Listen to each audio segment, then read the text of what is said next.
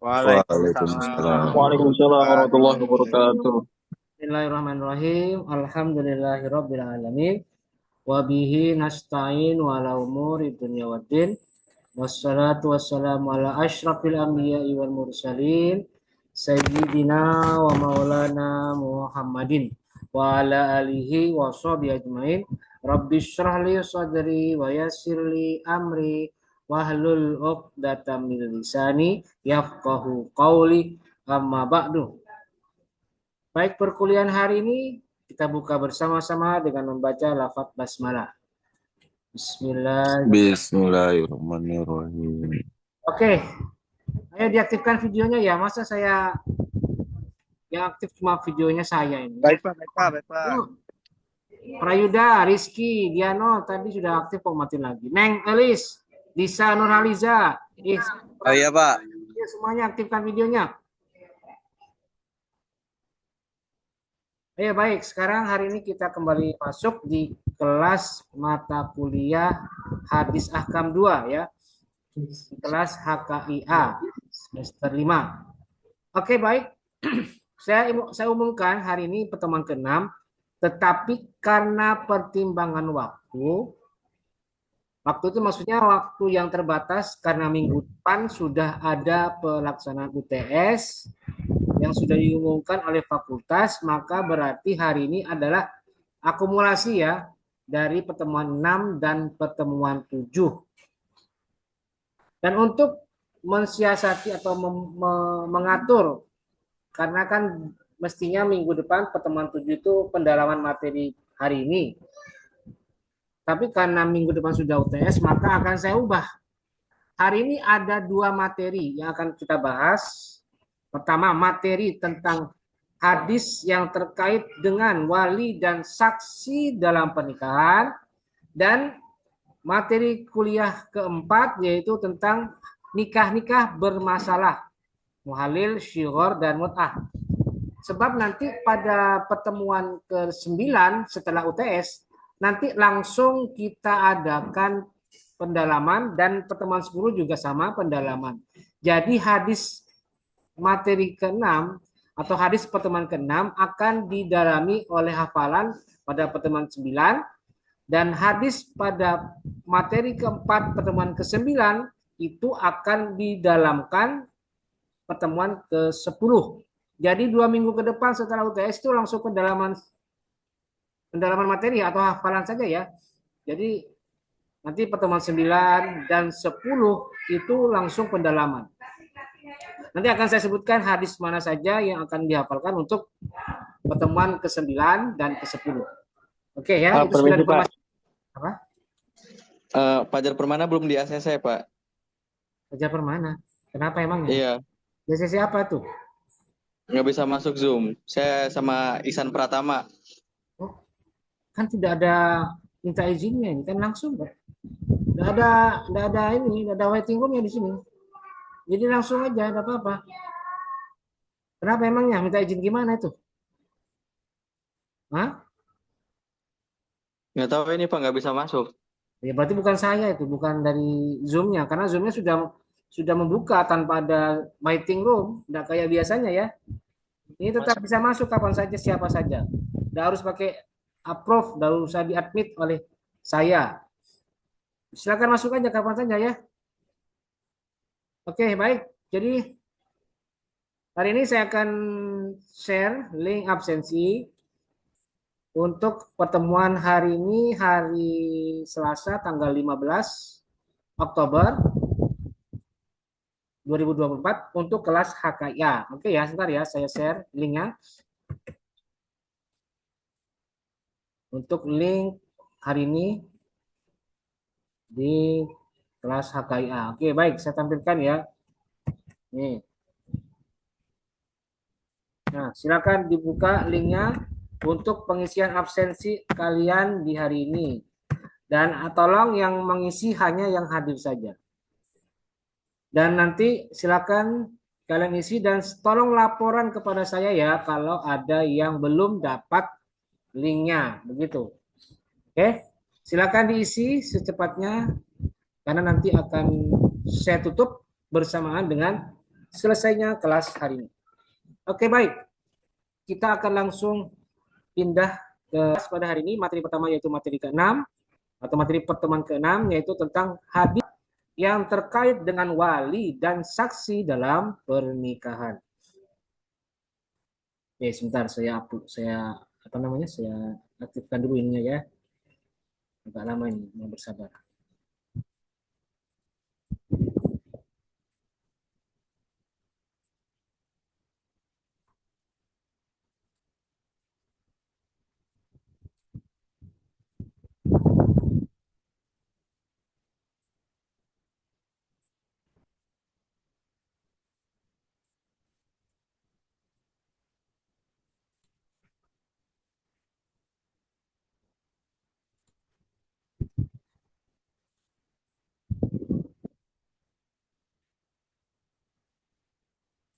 Oke, yang sudah mengisi absen itu ada berapa ini?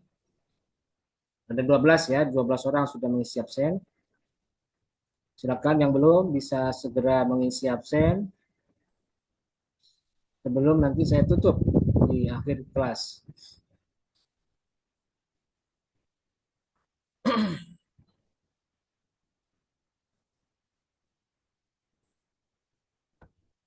Maaf ya agak lambat ini, belum bisa terbuka.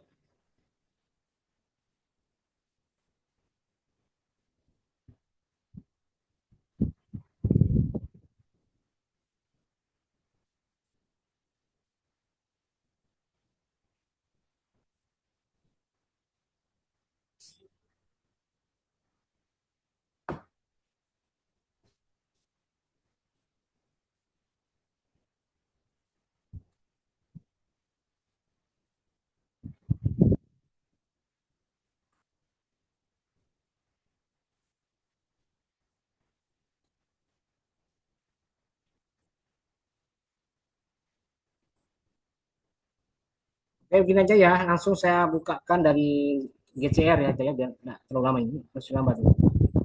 Oke, baik. Saya akan share apa itu GCR-nya ya. Oke, saya share.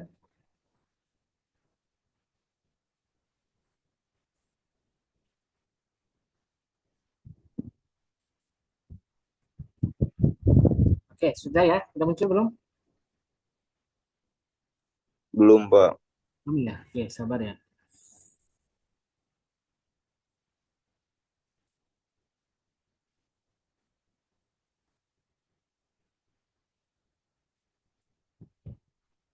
Oh, ini dia sudah muncul ya, sudah muncul di mana? Di sebentar kok.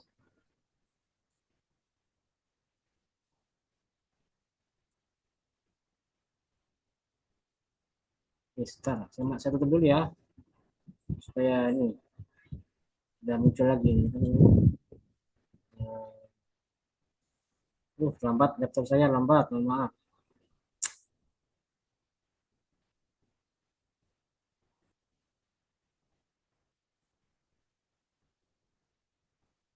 Oke, saya ulangi, saya ulangi.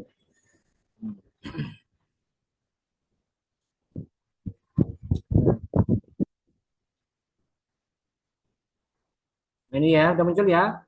Materi hadis Ahkam 2, materi ketiga, hadis Nabi Muhammad SAW yang terkait dengan wali dan saksi dalam pernikahan. Oke, baik. Ada kurang lebih 4 hadis yang akan kita bahas dalam pertemuan kali ini. 4 ya. Satu hadis riwayat Abu Musa, kedua hadis riwayat Sulaiman bin Musa, Arwah Aisyah, kemudian hadis riwayat Abu Hurairah, dan yang keempat hadis riwayat Ibnu Abbas. Ada 4 ya. Oh sorry, maaf ada 5. Dan yang kelima adalah hadis riwayat Aisyah. Oke baik, untuk yang pertama saya minta satu orang untuk membacakan hadis ini. Oke, saya minta yang akan membaca itu, bentar, siapa ini?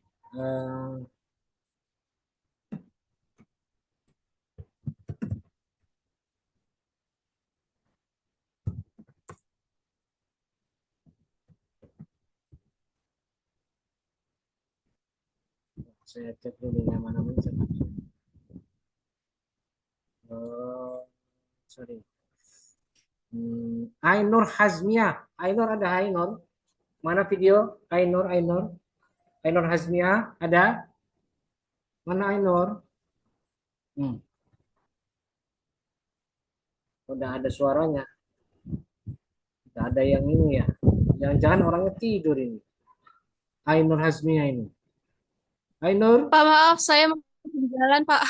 oh di jalan. Ya, sudah. Berikutnya. Siapa? Ira Intan Aulia. Ira ada Ira. Ada, Videonya Pak. aktif. Ya, videonya aktifkan yuk. Baca yuk. Silakan.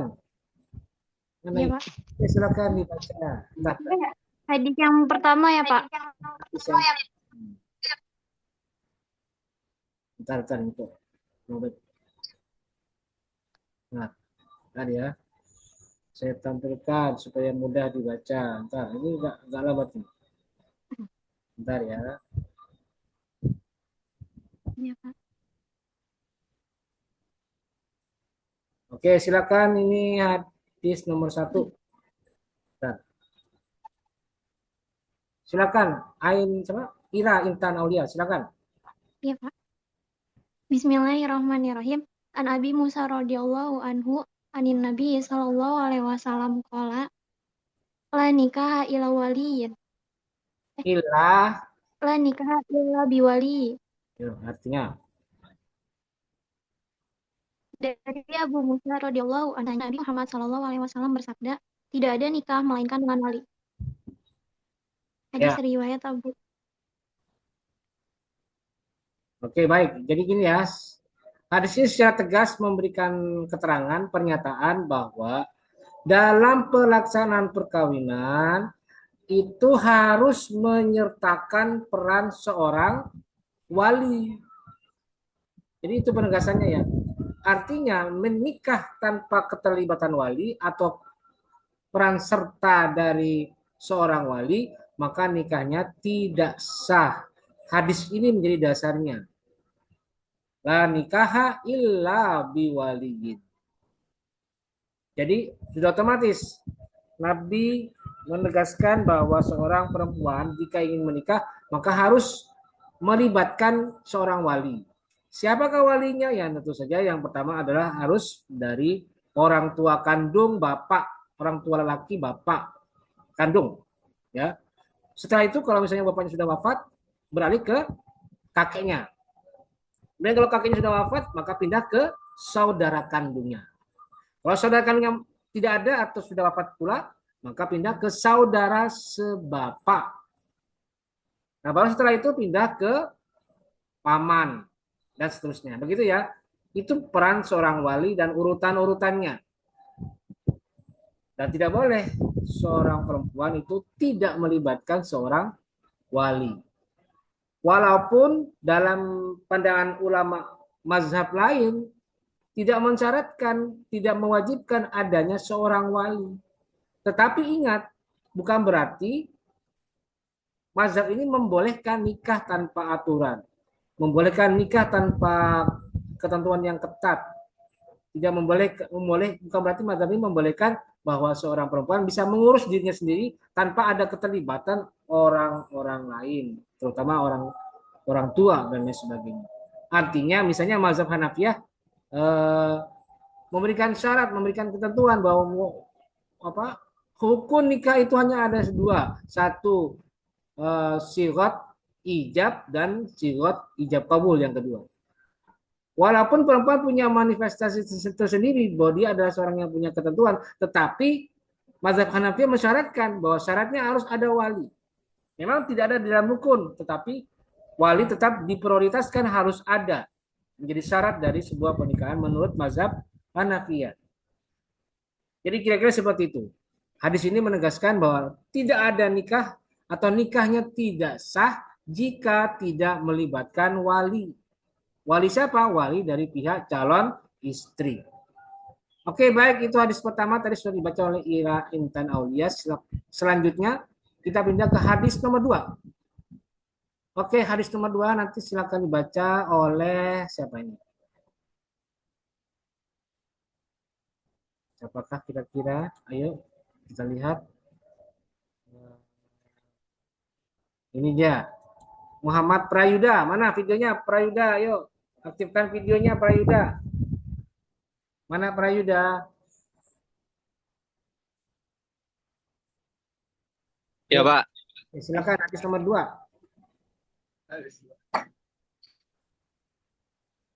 An Sulaiman ibni Musa ani Zuhri an Urwah an Aisyah anna Rasulullah sallallahu alaihi wasallam qala ayuma amraati nakahat bighairi izni waliyaha fanikahuma batilun fanikahuma batilun. Sebentar. Bukan fanikahuma, fanikahuha. Ulangi. Oh iya, Pak. Fanikahuha batilun.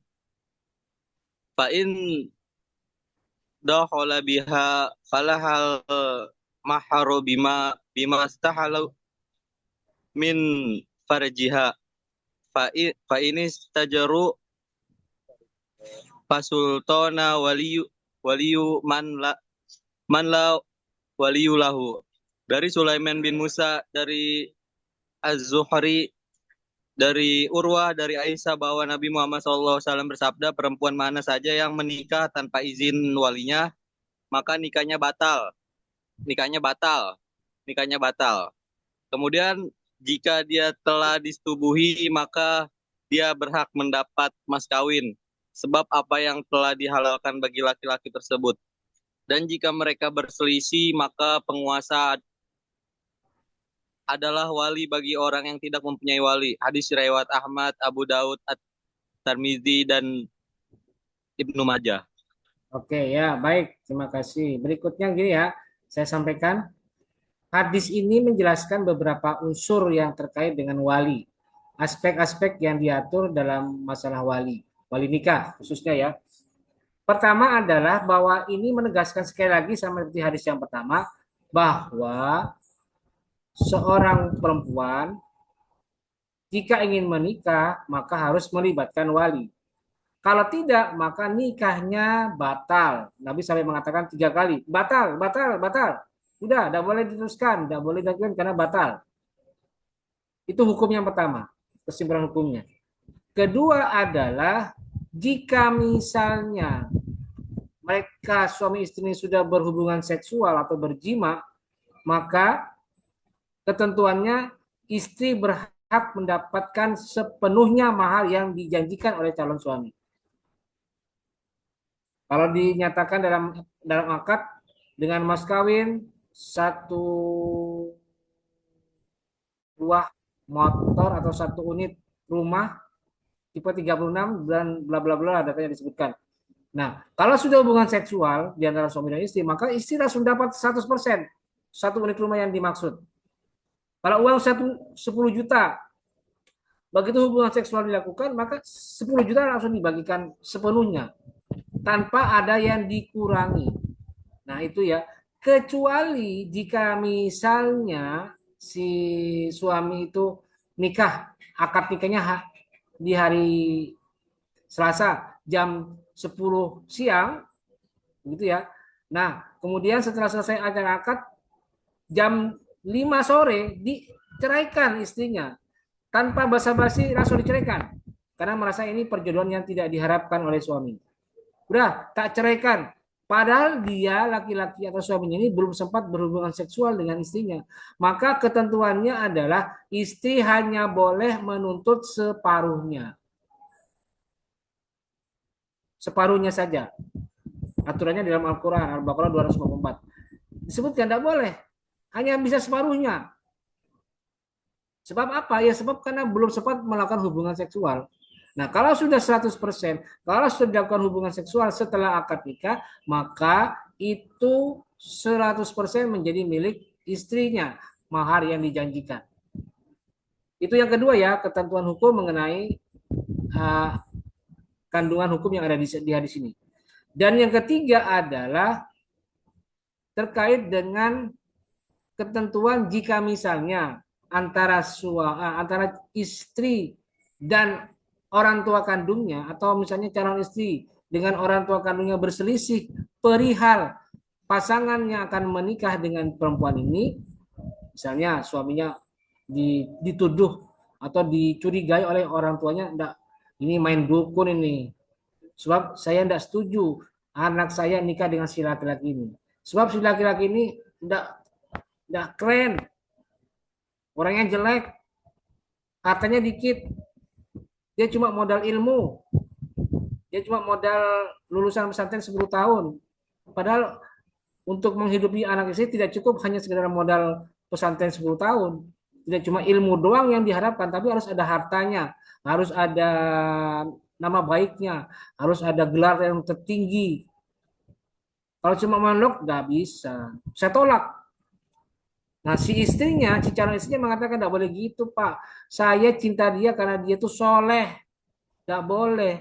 Jangan menilai orang dari harta dan rupanya doang. Tapi lihat kedalaman hatinya. Apakah dia soleh? Apakah dia rajin ibadah atau tidak? Nah, itu yang saya lihat, Pak. Orangnya itu bisa menjadi imam saya yang baik. Nah, berselisih antara anak dan bapak. Berselisih karena tidak meyakinkan menurut bapaknya. Nah, jika dalam kondisi seperti ini, maka kata Nabi, fasultanu waliyuman la waliyalahu. Maka penguasa bisa menjadi wali bagi orang yang tidak ada walinya. Artinya, ini disebut dengan wali adol. Ini dasar hukum bagi wali adol. Wali yang menolak menikahkan anaknya karena alasan-alasan yang tidak syar'i, yang tidak sesuai dengan ajaran Islam. Kalau cuma urusan duniawi itu kan alasan yang tidak syar'i. Tapi kalau misalnya orang tuanya benar secara syar'i, maka anak tidak boleh membantah jika orang tua melarang. Dan itu dosa jika anaknya membantah atau perempuan itu membantah. Tapi ini kalau dibalik, orang tuanya benar, orang tuanya salah, orang tuanya tidak menggunakan standar syariat yang benar, ya udah, maka si anak bisa mengajukan wali adol ke pengadilan agama untuk dimintakan peran wali hakim sebagai wali nikahnya. Nah, ini ketentuan yang ada di hadis nomor 2 ya terkait dengan hukum-hukum yang ada dalam hadis nomor 2. Satu, tentang peran wali yang tidak boleh dihilangkan. Kedua, adanya ketentuan jika sudah hubungan seksual, maka si perempuan atau si istri berhak mendapatkan seluruh harta yang dijanjikan dalam mahar. Kemudian yang ketiga adalah ketentuan jika si wali bersikap adol atau tidak mau menikahkan dengan alasan yang tidak syar'i, maka bisa menggunakan wali hakim untuk menikahi atau menikahkan anak perempuannya tadi. Oke, itu ya aturan yang terkait dengan hadis nomor 2. Oke, yang berikutnya hadis nomor 3. Kita lanjut ke hadis nomor 3. Yang baca siapa ini? Coba berikutnya siapa? Nah, coba ini nih. Tadi siapa itu? Tadi yang udah ada itu siapa tuh? Iksan, Pak. Nah, sekarang Jafar, Pak, Jafar. Sekarang perempuan gilirannya. Mana perempuannya? Ini kok videonya ada dimatikan semua. Gimana saya mau melihat ini? Oke, Pak. Saya dibuka nih, Pak. Ayo silakan, ini Putri Arum. Mana Putri Arum? Putri Arum. Iya Pak, saya Pak. Saya ada yang ngirim ya. Silakan. Hadir Pak. Hadis nomor 3. Silakan Putri Arum. Iya Pak. Bismillahirrahmanirrahim. An Abi Hurairah qala Rasulullah sallallahu alaihi wasallam tuzawwij almar'atul mar'ata wala tuzawwiju almar'atu nafsaha fa inna zainata hiyallati tuzawwij nafsaha. Dari Abu Hurairah radhiyallahu anhu berkata, Rasulullah shallallahu alaihi wasallam bersabda, janganlah seorang perempuan menikahkan perempuan dan janganlah seorang perempuan menikahkan dirinya, karena sesungguhnya perempuan zina adalah yang menikahkan dirinya sendiri. Hadis riwayat Ibnu Majah dan Daraqutni. Ya, baik. Terima kasih Putri Arum. Baik, saya ambil kesimpulannya ya. Jadi hadis ini, hadis riwayat Abu Hurairah menyatakan bahwa Nabi pernah mengingatkan, jangan sekali-kali perempuan itu menjadi wali dalam sebuah akad nikah. Tidak boleh. Sebab apa? Salah satu alasannya adalah fa inna zaniyata hiyallati tuzawwiju nafsaha. Jadi sama saja orang menikah, seorang perempuan menikahkan perempuan yang lain itu seperti orang berzina. Jadi tidak boleh ya. Dalam Islam diperkuat dengan ketentuan, misalnya formasi. Matikan dulu suaranya, jangan ada suara dulu. Saya jelaskan dulu ini. Oke, perhatikan. Maka dari itu dalam formasi CPNS ya, ini penerapannya dalam kehidupan bernegara ya. Misalnya dalam formasi CPNS ketika ada pendaftaran CPNS, kelihatan formasi CPNS Cakim ada nggak? Sorry kok Cakim bukan. Formasi penghulu dalam Kementerian Agama itu ada nggak syarat boleh perempuan yang mendaftar sebagai calon penghulu? Ada nggak kira-kira? Tentu saja nggak ada karena penghulu itu karena penghulu itu nanti akan bertugas menikahkan, menjadi muwakil dari sebuah akad nikah. Tentu saja kalau seorang menjadi muwakil, berfungsi sebagai muwakil, tidak mungkin penghulu itu dari perempuan. Maka mau tidak mau syarat bagi penghulu harus berjenis kelamin laki-laki. Beda kalau Laki, Pak. sebentar, jangan usah ngomong dulu, diam dulu. Berbeda kalau formasinya calon hakim. Kelihatan di situ. Kalau calon hakim ada nggak formasi buat perempuan? Tentu saja ada. Karena hakim di pengadilan manapun, baik pengadilan agama, pengadilan tun, pengadilan negeri, dan lain sebagainya, atau pengadilan niaga dan lain sebagainya, itu tidak menjalankan fungsinya untuk menikahkan. Coba bayangkan, coba lihat di pengadilan agama. Semua hakimnya ada nggak dia bertugas menikahkan? Tidak ada. Dia hanya memutuskan perkara yang berkaitan dengan ekonomi syariah, perkara perkawinan, perceraian, sengketa waris, wakaf, hibah, dan lain sebagainya. Jadi dia hanya memutuskan perkara, bukan melakukan pernikahan atau menjadi wakil dari seorang wali untuk menikahkan. Jadi kalau cakim, formasi cakim bisa seorang perempuan mengambil alih fungsi sebagai hakim. Tapi kalau untuk penghulu sama sekali tidak ada karena fungsi dari penghulu itu adalah menjadi muwakil atau naib nikah, naib wali nikah. Jadi tidak mungkin ada itu. Sampai kiamat tidak akan pernah ada itu formasi penghulu itu diambil oleh perempuan. Begitu kira-kira ya. Jadi hadis ini menegaskan sama terkait dari hadis nomor 1 tadi, la nikah illa biwaliyin, di sini juga menegaskan, hanya dia berbeda konteks redaksi matanya. Kalau di sini mengatakan la tuzawijul mar'atu mar'ata, janganlah engkau menikahkan perempuan dengan perempuan yang lain. Dan juga wala tuzawijul mar'atul nafsaha, dan juga jangan sekali-kali seorang perempuan menikahkan dirinya sendiri. Itu ya, hadis yang nomor 3. Oke, berikutnya hadis nomor 4. Oke, sekarang giliran dari mahasiswa yang bertugas membaca. Oke, silakan. Yang akan membaca itu adalah siapa? Azhar Rahman. Ada Azhar Rahman? Bapak, saya ikut sama Putri Arum ya. Berdua ini, Pak. Sudah. Oke. Ayo Azhar Rahman ada. Gak boleh, gak boleh. Ya silakan Azhar. Mana videonya Azhar? Mana videonya Azhar? Tiba-tiba kok hilang videonya. Mana Azhar? Ayo. Azhar.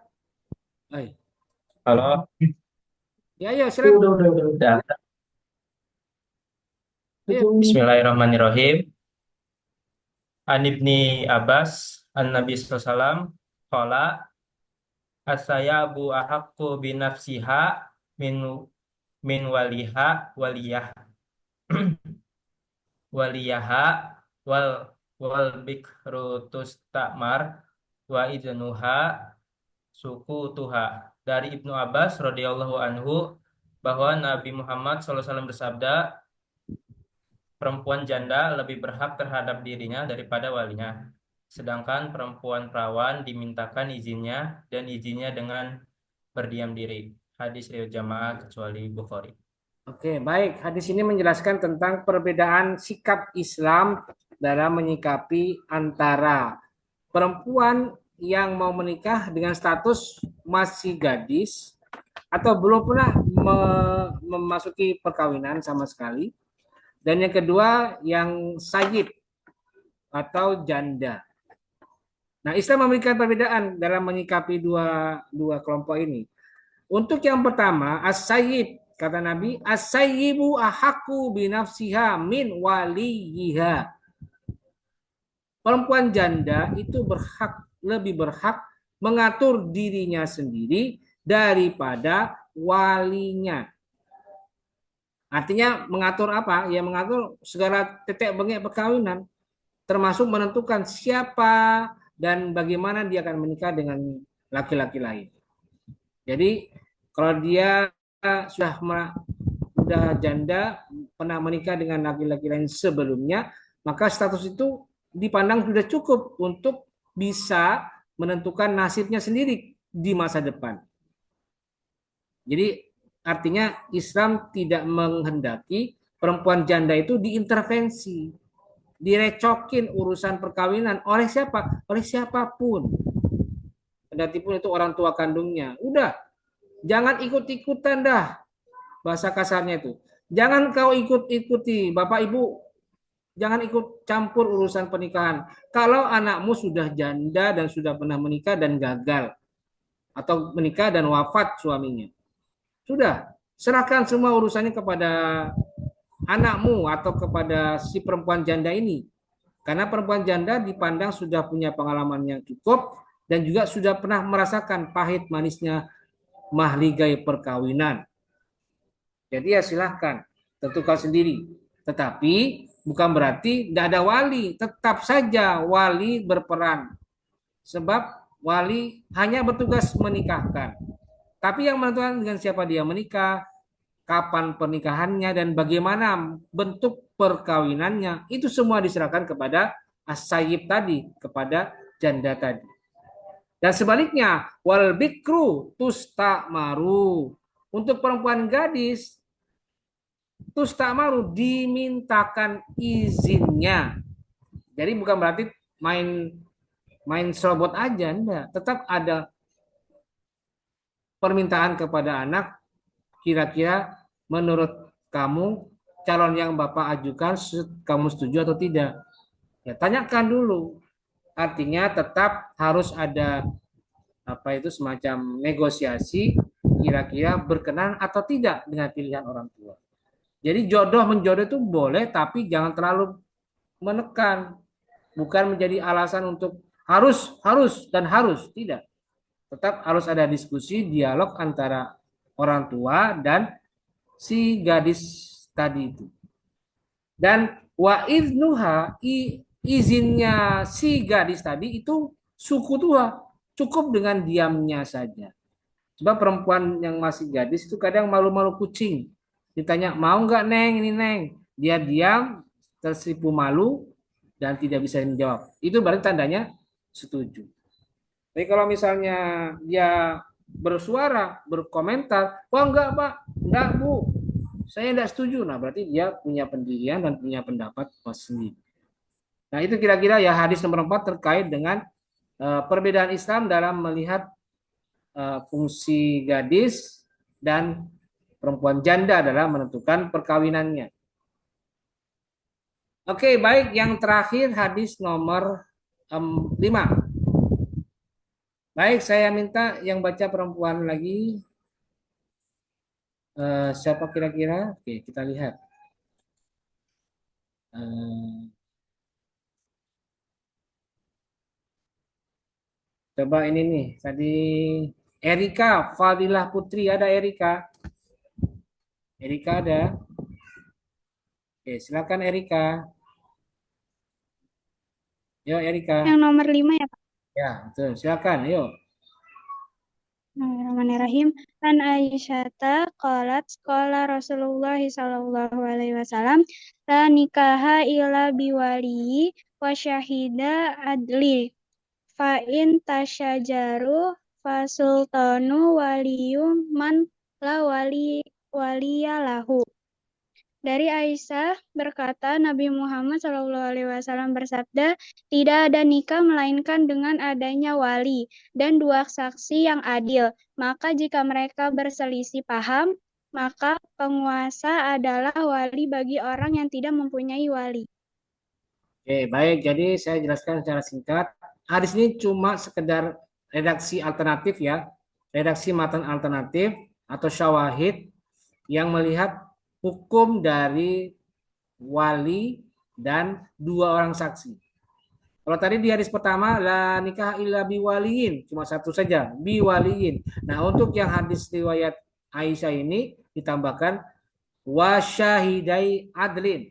Tidak sah nikah kecuali dengan peran wali dan dua orang saksi adlin yang adil. Dan juga ada tambahan wa in tasyajaru fasultanu waliyuman la waliyalahu. Ini sama seperti hadis nomor 2. Adanya fungsi dari wali yang adol. Adanya fungsi wali adol yang bisa diambil alih oleh wali hakim jika wali adol itu tidak mau menikahkan dengan alasan yang tidak syar'i. Oke, jelas ya? Baik, saya kira itu untuk yang hadis nomor 6 atau hadis pertemuan ke-6. Berikutnya kita akan pindah hadis pertemuan ke-7. Ya. Langsung saya buka.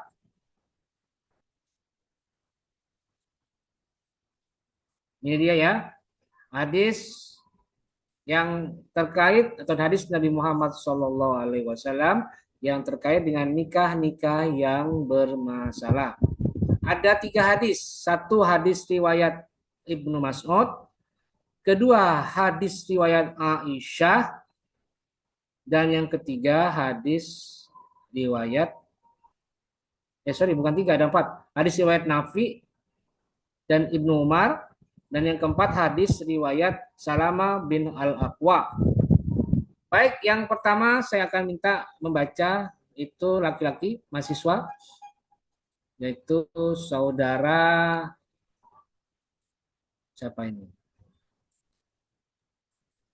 Tadi itu siapa itu? Ihsan Mutakin, ayo Ihsan. Silakan Ihsan. Ya, Pak. Oke. Sudah aktifkan, yuk. Oh, baik, Pak. Bentar. Saya aktifkan terlebih dahulu. Baik. Silakan. Bentar, Pak. Saya izin baca materi selanjutnya.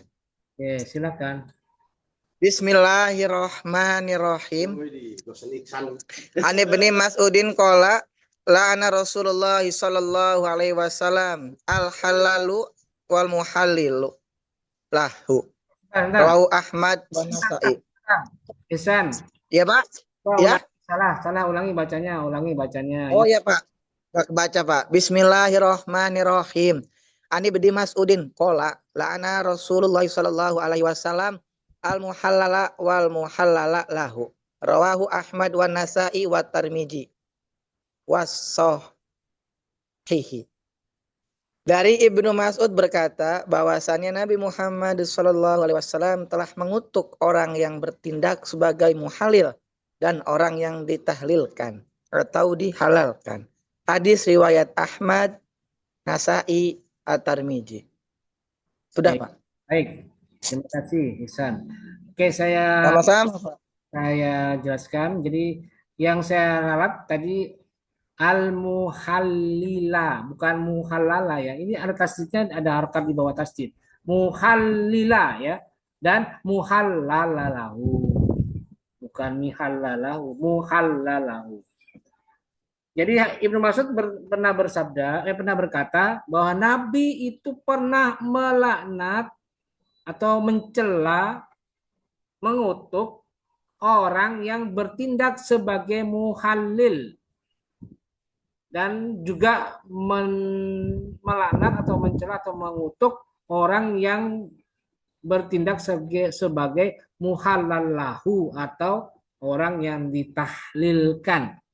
Ditahlil ya, bukan tahlil, bukan ha tapi ha.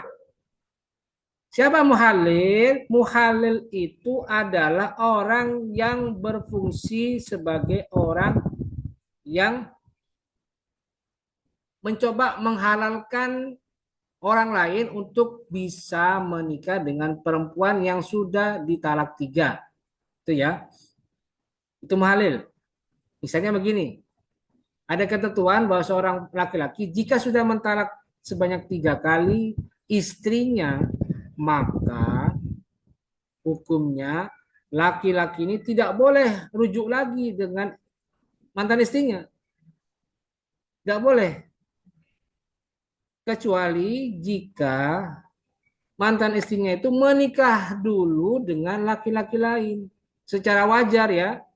Artinya apa? Ya nikahnya biasa, ada akad nikahnya, ada maharnya, dan ada hubungan seksualnya. Baru kemudian mantan suami atau suami pertama, suami keduanya itu mentalak istrinya. Setelah ditalak, istrinya menjalani masa iddah dulu, dan baru setelah selesai masa iddahnya, si mantan suami yang pertama bisa masuk lagi. Itu aturannya ya. Nah, kemudian di balik aturan tersebut ternyata ada upaya untuk merekayasa. Siapa yang dimaksud untuk merekayasa? Ya mantan suami pertamanya. Suami pertamanya cari laki-laki lain, ditemukan, hey, kamu saya mau nggak kamu saya jadikan muhalil.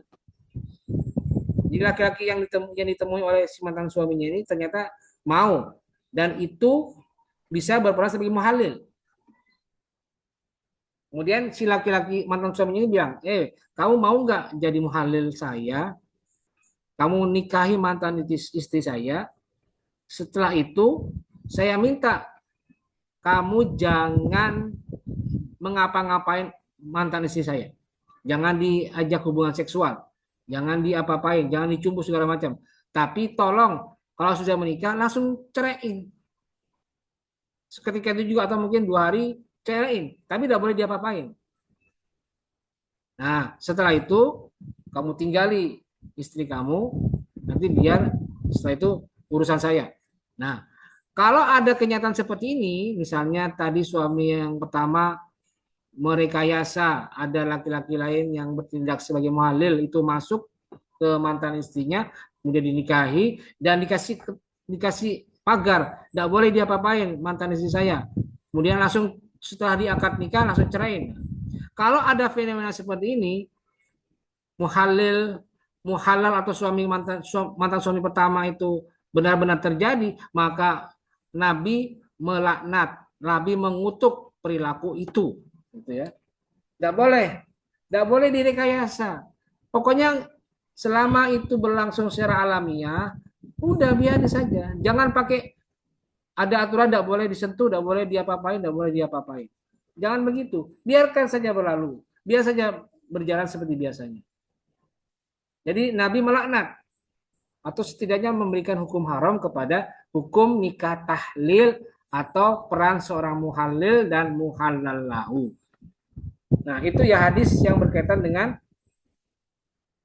hadis nomor 1.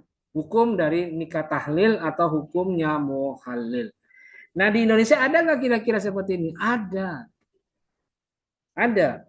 Di salah satu daerah di Kabupaten Serang itu pernah ada fenomena ini dan pernah diteliti oleh kakak kelas kalian tahun berapa sudah lama pokoknya tahun angkatan 2010-an pernah meneliti dan memang ada di daerah Banten ini perilaku seperti ini. Jadi ini bukan sekedar tradisi orang Arab tapi juga tradisi hampir sebagian besar umat Islam yang ada di Indonesia juga termasuk. Oke, hadis pertama sudah selesai, kita pindah ke hadis nomor 2. Hadis nomor 2. Oke, sorry. Nih, ya. Yang akan baca saya minta dari pihak perempuan. Oke, silakan buka Siti Alia. Siti Alia mana? Alia. Oke. Alia. Iya, Pak. Saya sebentar. Buka dulu nih. Silakan Alia. Yang kedua ya, Pak ya? Ya, oke, silakan. Bismillahirrahmanirrahim. Wa an Aisyah radhiyallahu anhu qalat tolako rajulun imro'atu salasan Imro'at fatazawwaja imro'atahu. imro'atahu salasan fatazawwajaha rajulun summa tolaqoha qabla an yadkhula biha fa'aroda zawjuhal awalu an yatazawwajaha Fasuila Rasulullah sallallahu alaihi wasallam an zalika faqala la hatta yazuqal akharu min syailatiha mazaqal awalu. Muttafaqun alaih. Muttafaqun alaih. Al-lafdu Al-lafzul al-muslim muslim. dari Aisyah radhiyallahu anhu berkata, seorang laki-laki mentalak istrinya sebanyak 3 kali, kemudian seorang laki-laki lainnya menikahinya, lalu mentalaknya sebelum sempat menggaulinya. Suami yang pertama berniat untuk menikahinya. Hal tersebut ditanyakan kepada Rasulullah SAW dan beliau bersabda, tidak boleh sampai suaminya yang lain atau kedua mencicipi madunya sebagaimana yang telah dicicipi oleh suami yang pertama. Hadis riwayat muttafaqun alaih. Udah, Pak. Ya, baik. Saya jelaskan ya secara singkat. Jadi hadis ini memberikan penegasan sama seperti ada yang di hadis nomor 1 tadi. Gimana? Jadi kata Nabi, Aisyah itu pernah lapor ada seorang laki-laki mentalak istrinya 3 kali. Talak bain kubro, ya. Kemudian setelah ditalak 3, ternyata si laki-laki ini menyesal. Suami ini menyesal, dia mau balik lagi. Tapi oleh Nabi tidak bisa, tidak boleh. Tidak boleh. Suami yang pertama tadi ini untuk menikah lagi dengan istrinya yang tadi ditalak 3 kali. Nabi mengatakan, lah, tidak boleh, stop, jangan lanjutkan yang keempat kalinya untuk menikah. Kenapa? Hatta yazuqal akharu min usailatiha, madzaqal awal. Tidak boleh sampai laki-laki lain itu mencicipi madu istrinya yang tadi dia ceraikan. Madzaqal awal seperti halnya suami yang pertama sudah mencicipi. Maksudnya gimana? Ya harus nikah dulu dengan laki-laki lain. Itu baru boleh. Dan ini tidak ada rekayasa, bukan muhalil, tapi benar-benar alamiah, natural, tidak direkayasa. Jadi suaminya yang kedua itu menikahi perempuan yang tadi diceraikan, dan suami yang kedua menjima istrinya. Alamiah itu kan, tidak ada rekayasa dan tidak dilarang, termasuk oleh suami pertamanya. Dan sama seperti halnya suami pertama pernah mencicipi dia atau pernah menjimai dia, dan si laki-laki kedua sama pernah menjimai dia. Nah, kalau sudah seperti itu ya berjalan alamiah dan tidak ada masalah. Jadi kuncinya sebenarnya ilatnya adalah pada aspek larangan tadi. Hukum nikah muhal itu bisa menjadi haram kalau ada rekayasa dan larangan dari suami pertama agar suami kedua tidak boleh mencicipi atau tidak boleh menjimai istri yang tadi dia ceraikan. Itu ilatnya ya. Selama ilat itu tidak ada ya tidak masalah. Suami kedua menikah dan kemudian dijima istrinya, ya tidak masalah. Tapi kalau ada larangan, ada wanti-wanti, ada ultimatum dari suami kedua pertama, jangan kamu sentuh mantan istri saya, kamu menikahi saja, tapi jangan diapa-apain, jangan dijima, jangan dicumbui. Udah. Nah, ilat larangan itu bisa menjadi ilat hukum yang melarang atau menjadikan hukum nikah muhal itu menjadi haram. Di luar itu ya tidak apa-apa. Gitu ya. Hadis nomor 2 yang mempertegas penjelasan dari hadis nomor 1. Berikutnya hadis nomor 3 yaitu hadis riwayat Nafi dan Ibnu Umar. Oke. Untuk membaca ini saya minta ke saudara ya sekarang ya. Oke. Riko Herianto Wijaya. Mana Riko? Saya Pak. Silakan. Narul itu Pak. Silakan Riko. Bismillahirrahmanirrahim. An-Nafi' an Ibni Umar anna Rasulullah. Ya, terus gimana? Kok macet? Ibnatuhu ala an la ayyunazzawi jaha ibnatuhu walaysa bainahuma sar bahwasanya Rasulullah SAW telah melarang nikah sigor. Sigor adalah seorang laki-laki menikahkan perempuannya kepada seseorang dengan syarat orang itu mengawinkan anak perempuannya dengan dirinya dan tidak ada mahar di antara keduanya. Hadis riwayat muttafaqun alaih. Oke, baik, saya jelaskan ya. Hadis ini secara tegas menegaskan larangan dari hukum nikah syigor. Hukum syigor itu terlarang. Nikah syigor itu terlarang. Maksudnya apa nikah syigor? Nikah syigor ini salah satu nikah yang terjadi di masa Arab jahiliyah dan biasa dilakukan oleh orang-orang Arab zaman itu. Bagaimana? Pertukaran wali, pertukaran anak yang dalam perwaliannya untuk dinikahi.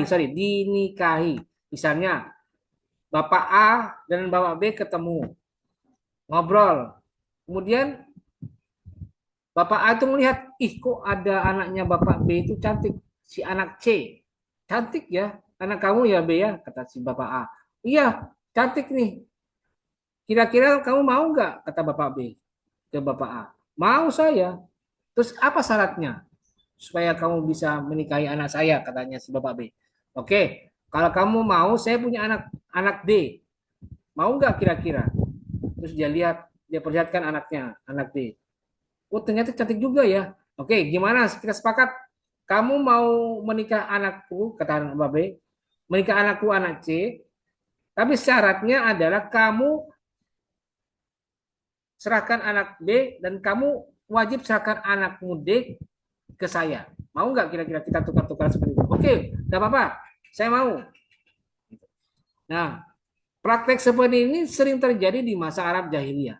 Di masa Arab pra-Islam ketika itu. Dan secara tegas Islam melarang.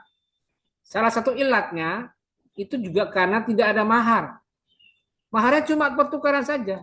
Tidak melibatkan mahar yang lain. Misalnya uang atau benda lain dan lain sebagainya. Tapi maharnya berbentuk menyerahkan anaknya kepada walinya. Menyerahkan anaknya dia ke walinya. Nah, itu dilarang dalam Islam secara tegas. Naha anisyighar. Tidak boleh nikah syigor itu dalam Islam. Dan itu sudah sangat tegas dan maka dari itu dalam Islam, dalam prakteknya di Indonesia tidak ada nikah syigor. Hampir tidak ada. Oke, itu ya hukum nikah syigor. Ini memang akal-akalannya orang Arab jahiliyah. Tukar menukar anak. Oke, baik. Yang terakhir hadis nomor 4. Hadis tentang riwayat Salamah bin Al-Aqwa yang nanti akan dibaca oleh mahasiswi ya. Tadi mahasiswa, sekarang yang berikutnya mahasiswi. Oke. Siapakah dia? Daivina, ada Daivina. Mana Daivina? Daivina mana Daivina? Hadir, Bapak. Videonya ada, videonya. Mana videonya? Oke, ini dia ya. Silakan Daivina dibaca hadis nomor 4 riwayat Salamah bin Al-Aqwa. Wa an Salamahu bin Al-Aqwa radhiyallahu anhu qala rakhasa Rasulullah sallallahu alaihi wasallam ama autosin fil mut'ati salasata ayamin summa naha anha rawahu Muslim. Salamah ibnu Al-Aqwa berkata, Rasulullah sallallahu alaihi wasallam bersabda, pernah memberi kelonggaran untuk nikah mut'ah selama 3 hari pada tahun Autas, tahun penaklukan kota Mekah. Kemudian beliau melarangnya. Hadis riwayat Muslim. Oke, ya baik. Hadis ini secara tegas memberikan penegasan, memberikan peringatan bahwa Nabi melarang nikah mut'ah atau nikah yang berjangka waktu. Ya, nikah berjangka waktu itu dilarang dalam Islam. Tetapi dalam sejarahnya ternyata Islam atau Nabi Muhammad pernah membolehkan. Tapi itu bukan karena alasan yang disyariatkan atau alasan yang dibolehkan, tetapi karena kondisi darurat di mana ketika itu umat Islam atau pasukan Islam sedang bepergian jauh dari rumah kediaman mereka di saat perang Fathu Makkah atau penaklukan kota Mekah. Ketika itu umat Islam kelihatan sekali habis berperang, badannya letih, lesu, dan lunglai, tidak bertenaga. Maka Nabi melihat dampak psikologisnya ini. Ini tidak baik. Sementara jarak antara tempat mereka berperang sekarang atau mereka saat ini berada itu jauh dari rumah mereka di Madinah. Maka dari itu Nabi memutuskan, udah sekarang begini saja, saya membolehkan nikah mut'ah tapi hanya 3 hari saja, hanya 3 hari diberikan rukhsah, dibolehkan. Dan setelah itu setelah selesai masa 3 hari saya larang lagi. Nah, jadi hadis ini menegaskan rakhasa Rasulullah, Nabi pernah memberikan rukhsah, memberikan kelonggaran, dispensasi kepada umat Islam untuk membolehkan mereka menikah mut'ah. Jadi setelah itu mereka menikah dan mereka melakukan hubungan suami istri dan dibatasi 3 hari. Setelah selesai sudah. Setelah 3 hari Nabi melarangnya kembali. Jadi hadis ini menjelaskan sejarah dari tahun Autos di mana pernah dibolehkannya nikah mut'ah. Tapi setelah itu tidak ada lagi dan selamanya tidak dibolehkan dalam Islam. Nah, ini yang disalah tafsirkan oleh sebagian umat Islam bahwa nikah mut'ah itu boleh, walaupun sekarang boleh. Dari golongan Syiah ya, yang merasa ini tidak dibatasi kok, boleh kapan saja. Yang kita bahas terkait dengan nikah bermasalah. Sebenarnya kalau diruntut nikah bermasalah dalam Islam bukan cuma tiga saja ya. Bukan cuma nikah muhalil, bukan cuma nikah syighar, juga bukan cuma nikah mut'ah, tapi ada banyak nikah-nikah jenis lain. Misalnya nikah syirri itu juga bermasalah. Masalah gimana? Ya secara hukum administrasi negara. Dari sisi masalah itu tidak baik. Tidak bisa dipandang itu bisa merupakan nikah yang bermasalah walaupun hukumnya tetap tidak haram ya, masih boleh. Karena ada dampak negatifnya. Nah, dampak negatifnya tentu saja yang hubungannya dengan hak-hak anak dan juga hak-hak istri. Yang kadang orang nikah siri itu kan terabaikan hak-haknya. Harusnya seorang perempuan harus diberikan hak yang cukup dan sesuai dengan kemampuan suami. Tapi yang ternyata hak-hak itu menjadi hilang dengan pernikahan secara siri. Itu juga sebenarnya bagian dari nikah bermasalah. Cuma karena keterbatasan pembahasan, jadi yang dimasukkan dalam hadis tentang nikah bermasalah itu hanya 3, nikah muhalil, nikah syighar, dan nikah mut'ah. Oke, saya kira itu untuk hari ini. Saya persilakan, mungkin barangkali ada yang ingin bertanya tentang. Saya izin bertanya, Pak. Nah, pelan-pelan dong, jangan buru-buru amat sih. Sabar. Iya, Pak, soalnya HP saya Nggak low boleh, Pak. Nggak boleh, blacklist Pak, blacklist Pak. Nah, ya usah banyak ngomong, satu-satu lah. Silakan, mungkin ada yang ingin bertanya, saya persilakan, tapi saya batasi aja ya, karena waktunya sudah jam 15.23, jadi 3 sajalah. Kalau ada yang mau bertanya, saya persilakan. Oke, silakan Ihsan Muttaqin, ayo. Baik Pak, saya ucapkan terima kasih kepada Bapak yang sudah memberikan kesempatan kepada saya untuk bertanya mengenai hadis yang pertama itu Pak, di materi ketiga kan bahwasanya tidak ada menikah kecuali adanya wali kan Pak. Nah pertanyaannya adalah, nih Pak, misalkan ada pasangan suami istri kemudian memiliki anak dan ternyata anaknya ini dilahirkan di luar pernikahan, Pak. Nah, itu kan otomatis kan untuk perwalian bapaknya itu kan terputus, Pak, ya, nasabnya ke ibunya. Pertanyaannya, bagaimana dengan kasus anak perempuan yang hasilnya itu di luar pernikahan, Pak? Saya minta penjelasannya ya, Pak. Terima kasih. Oke, jadi bagi perempuan yang dilahirkan dari orang tua yang pernah melakukan hubungan seksual di luar pernikahan, maka hukumnya bagaimana? Hukumnya adalah anak ini hanya, tolong dengarkan ya, jangan tolong dengarkan. Maka hukumnya adalah perempuan ini atau anak yang perempuan yang dilahirkan ini hanya berdasar kepada Enggak, dari jam berapa tadi? coba diam. Satu. Ini yang banyak kan ngomong ini tadi. Coba diam dulu. Diperhatikan speakernya. Oke, saya ulangi. Kalau perempuan ini atau anak perempuan yang dilahirkan dari orang tua yang melakukan hubungan seksual di luar pernikahan, maka status anak perempuan ini hanya bernasab kepada ibunya saja. Tetapi ke bapaknya atau ke laki-lakinya itu tidak bernasab. Jadi itu status hukumnya ya, Ihsan ya. Baik, Pak. Jika misalnya nanti anak ini mau menikah, maka itu tidak boleh bapaknya itu berwali atau menjadi wali bagi pernikahan anaknya ini. Karena statusnya dia lahir di saat orang tuanya belum menikah secara syariat. Gitu. Gimana Pak cara menentukan? Padahal misalnya begini, bapaknya berzina dengan ibunya. Tahunnya 2024 bulan September. Berzina di bulan September. Kemudian di bulan Desember si bapaknya karena merasa bertanggung jawab, sudah dah, saya nikahilah kamu. Walaupun kamu statusnya sebagai perempuan yang hamil, ya itu karena saya menghamili. Ya sudahlah, kita nikahlah. Menikahlah mereka di bulan Desember. Nah, kemudian di bulan apa itu? Januari, Februari, September, Oktober, November, Desember, Januari, Februari, Maret, April. Nah, bulan April itu anak yang dikandung ibu tadi lahir, April. Sedangkan kalau dihitung dari bulan Desember, Februari, Januari, Februari, Maret, April, Mei. April, 3 bulan. Tidak mungkin bapak ibunya menikah bulan Januari atau Desember, anaknya lahir bulan April.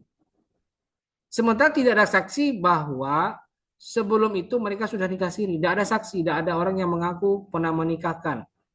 Maka otomatis berdasarkan data seperti ini, tidak terbukti bahwa bapak yang menikahi perempuan ini itu adalah orang tua kandungnya atau orang tua sah secara fikih. Kalau ini bukti dibawa nanti ke saat mereka anak yang mau menikah puluhan tahun berikutnya, ternyata kok ada keganjilan ini, ada keanehan. Kok bisa ya anaknya baru lahir, orang tuanya kok baru 3 bulan menikah? Tidak mungkin. Maka disimpulkan ini berarti orang tuanya berzina. Sebab tidak ada laporan sebelumnya, di bulan-bulan sebelumnya ada laporan mereka sudah menikah, tidak ada saksinya. Berarti mereka berzina ini.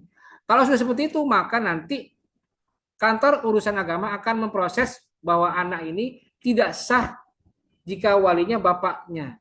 Sebab itu bukan bapak syariatnya, bapak kandung syariatnya. Tapi itu bapak biologis saja. Dan itu tidak sah karena dia anak zina dan ibunya dan anaknya hanya bernasab kepada ibunya, bukan kepada bapaknya. Ya seperti itu. Jadi menurut saya, kalau itu benar-benar terbukti, maka nanti anak itu hanya berwali kepada wali hakim. Itu ya Ihsan ya. Wali hakim saja yang berhak menikahkan. Karena ada bukti bahwa anaknya lahir, orang tuanya baru menikah 3 bulan yang lalu. Jadi itu pasti dugaan kuat dia berzina, orang tuanya berzina. Jadi tidak bisa. Maka harus ada cross check seperti ini ya, dicek-cek betul ini. Misalnya KUA menerima permohonan pernikahan, dicek walinya bagaimana ini, benar nggak ini walinya, benar nggak ini bapaknya, benar nggak ini statusnya orang tua sah kandung, atau jangan-jangan ini orang tua palsu, atau jangan-jangan ini orang tua yang tidak sah secara syariat. Kalau tidak sah berarti tidak sah juga proses pernikahannya. Itu ya Ihsan ya, jelas ya? Oh baik Pak, berarti bapaknya itu nggak boleh nikahin anaknya Pak ya pada saat akad ijab kabul Pak ya? Ya tidak boleh. Ini akan dibuktikan. Ya. Oke, jelas ya Ihsan ya? Iya Pak, jelas Pak. Terima kasih Pak. Oke, baik. Yang kedua silakan, mungkin ada yang mau bertanya lagi terkait materi dua hadis ini. Hadis tentang wali dan hadis tentang nikah bermasalah. Oke, silakan. Yang perempuan barangkali silakan.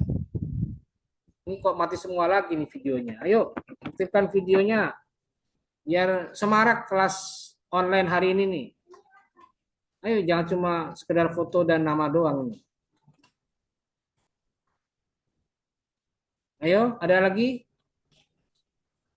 Kalau aktif semua kan enak nih. Kelihatan kita ada kuliah secara sah. Secara izin bertanya. Oke, silakan Hadi Fauziadi, yuk. Baik, Pak. Perkenalkan, nama saya Hadi Fauziadi dengan akhiran NIM 38. Yang saya ingin tanyakan adalah di hadis yang kelima itu tentang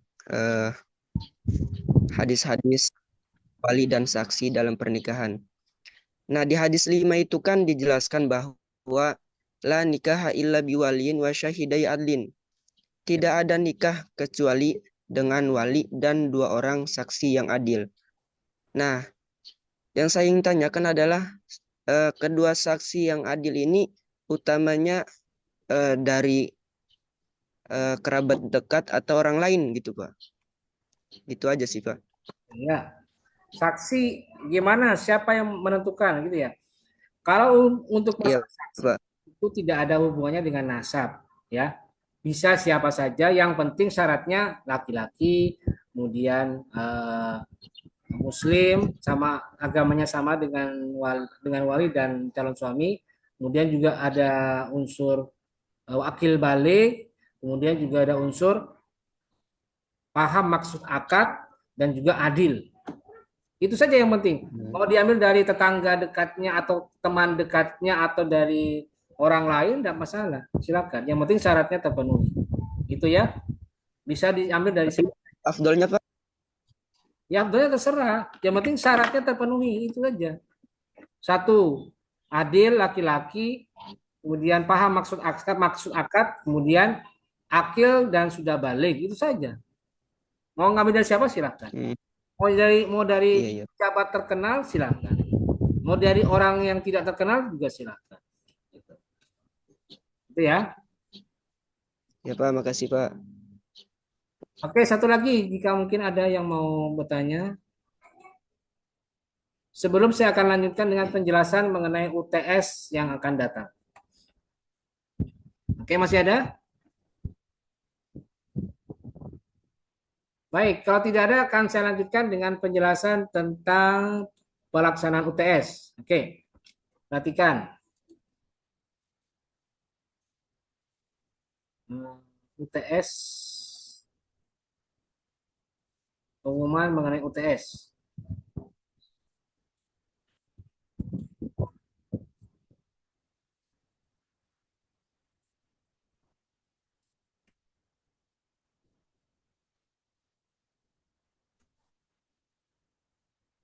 Ya, nih saya share ya.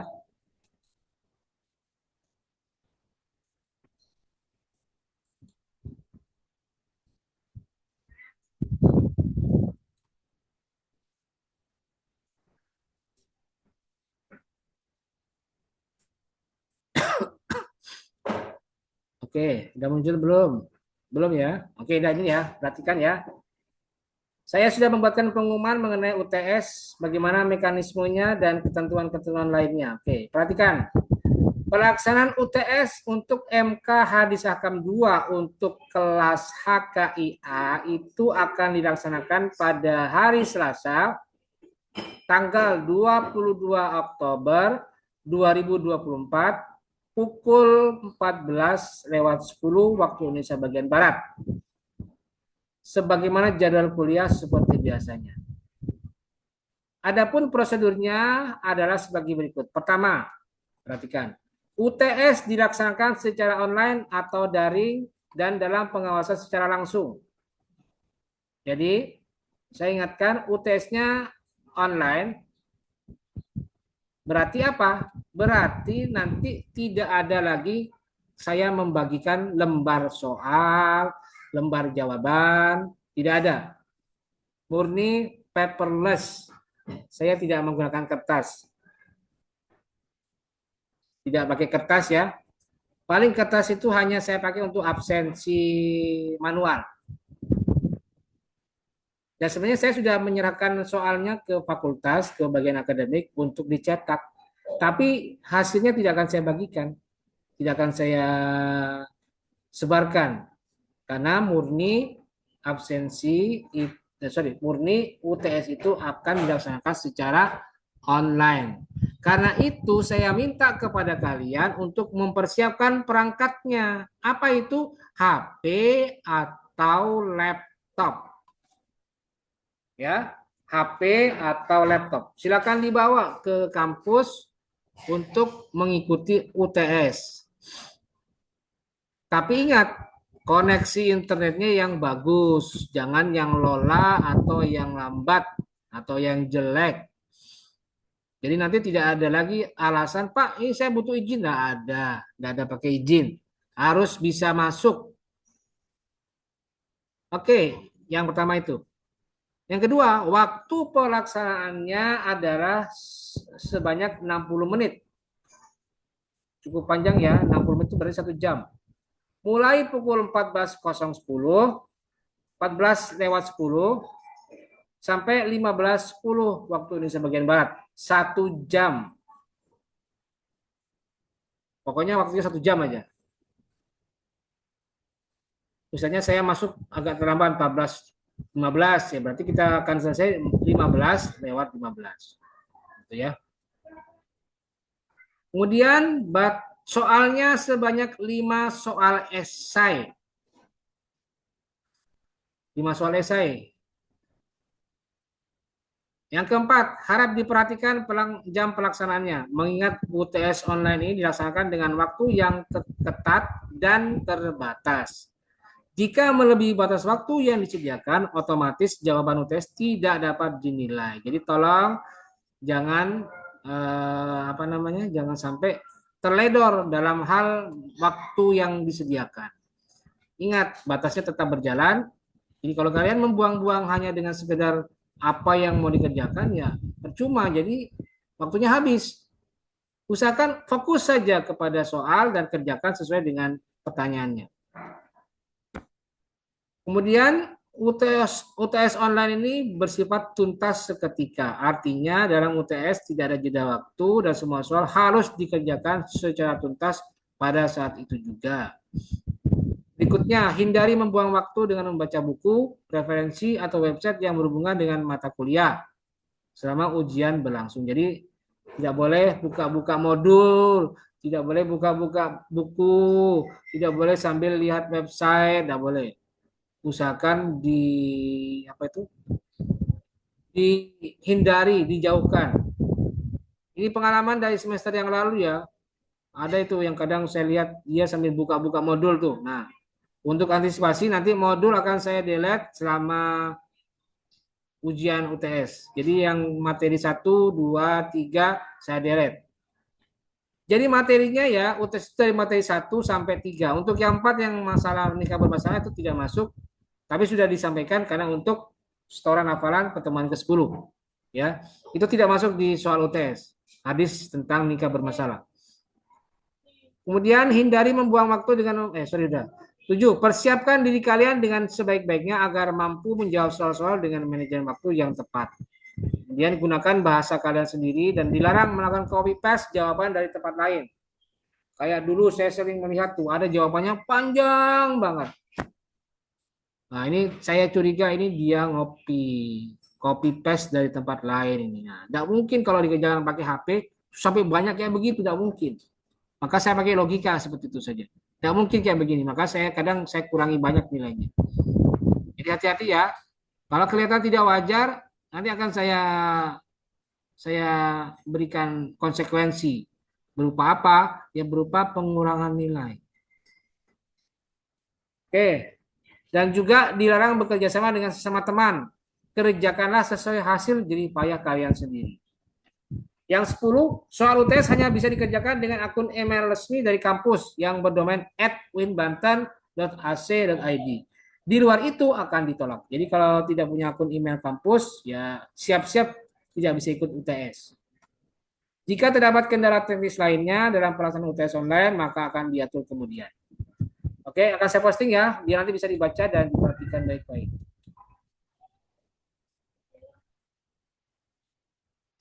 Nah, sudah muncul ya, silakan dibaca, diperhatikan, dan disimak. Oke, Pak. Oke, mungkin ada yang mau ditanyakan tentang mekanisme pelaksanaan UTS yang saya jelaskan tadi? Silakan. Cukup, Pak. Yang lain, ayo. Kan cuma satu nih yang jawab. Yang lain bagaimana? Coba videonya lihat ke semuanya dah. Masa dari tadi cuma lihat tulisan doang. Oke, Pak. Ayo videonya diaktifkan. Haji, kamera depan saya rusak. Dari tadi saya ngomong aktif-aktif video, tidak ada yang merespon ini. Ayo. Gimana? Sudah jelas? Daivina mana Daivina? Jelas penjelasan saya? Iya, Pak. Jelas, Pak. Pak. Rizaludin Hawari, ada? Dengar suara saya? Ada. Jelas? Ada. Jelas penjelasan saya? Jelas. Muhammad Rizky, jelas? Jelas, Pak. Ihsanul Fakih ada? Ihsanul Fakih, jelas? Hadir, Pak. Sudah jelas? Jelas, insya Allah jelas.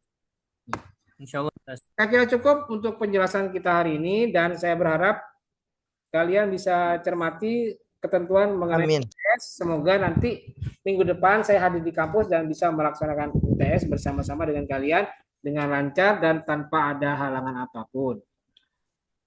Saya kira itu sekadar perkuliahan kita pada hari ini. Terima kasih sudah mengikuti perkuliahan dengan baik dan tolong persiapkan diri kalian untuk mengikuti UTS minggu depan. Bukan cuma UTS dari saya, tapi juga semua UTS MK yang lainnya. Sehingga hasil nanti berpengaruh positif buat hasil nilai akhir untuk MK Hadis Hakam 2. Dan jangan lupa juga bagi yang belum setor hafalan hadis 1, 2, tolong dikejar ya. 1, 2 ini belum selesai. Dan oke, saya baru ingat nih. Saya belum menentukan hadis mana yang akan dihafalkan ya. Hadis nomor 3 dan 4. Oke, saya tampilkan dulu. Iya, Pak. Oke, perhatikan. Saya tidak akan 3, 1, Pak. Satu semua, Pak, satu.